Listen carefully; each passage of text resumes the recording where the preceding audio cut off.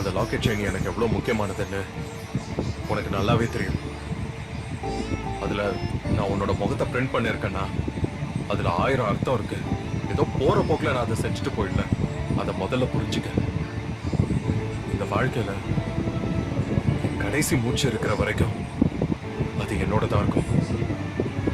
அதுல இருக்கிற வெண்பாவும் நீயும் இந்த படத்துல மட்டும் இல்ல, நிஜமா என் கூடயே என் கடைசி மூச்சு இருக்கிற வரைக்கும் வரணும்.